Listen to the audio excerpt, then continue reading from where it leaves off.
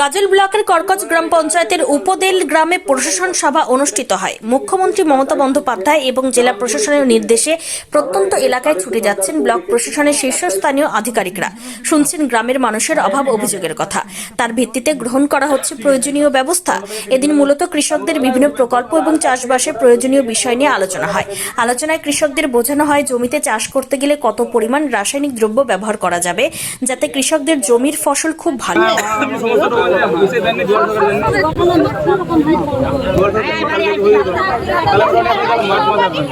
আর একটা গ্যাপ আমার মনে হয়েছে, কেননা আমি সভাপতি হওয়ার পর থেকে এখানে কথা বলছি, ঠিক আমার যে বেনিফিশিয়ারিটা যখন যাচ্ছে আমার ঘর অব্দি যে চাষিরা সঠিক সময়ে সঠিক পরিমাণে এবং সঠিক ডোজে যেন বিভিন্ন প্রকার যে আমাদের ছত্রাকনাশক বা বিষ এবং অনুখাদ্য এবং সার যেন প্রয়োগ করে, যেন চাষির ফলন বৃদ্ধি পায় এবং চাষের জন্য কোনো বিরূপ প্রতিক্রিয়া হয় ক্রপে বা শস্যের ফলন যেন কম না হয়, সেই ব্যাপারে আমরা অনেক আলোচনা করলাম এবং সমৃদ্ধ করলাম চাষিদেরকে।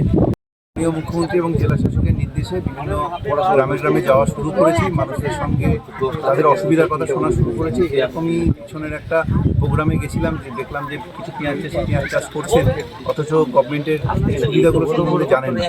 আমরা সেই ধরনের একটা প্রোগ্রাম করেছি এবং সেখান থেকেই আজকে দেখলাম যে সার নিয়ে অনেকের মধ্যে কোনো ধারণা একটু কম আছে, বা গাছের এখন ফসলের সময়, এই সময় ফসল যদি ক্ষতি হয় তাহলে আমাদের যে প্রচেষ্টা সরকারের পক্ষ থেকে প্রচেষ্টা মানুষকে সমৃদ্ধ করার, সেটা অনেকটা ব্যাহত হবে। তাই এডিএ সাহেবের বিশেষ উদ্যোগ, আমার এবং আমার সভাপতি সাহেবের একটা বিশেষ উদ্যোগ নিয়ে কর্কজ গ্রামের উদ্দেল অঞ্চলে চাষিদের নিয়ে আমরা এবং যারা মহিলারা আছেন তাদেরও সমস্যা বিভিন্ন নিয়ে আমরা আজকে একটা এমএসসিবি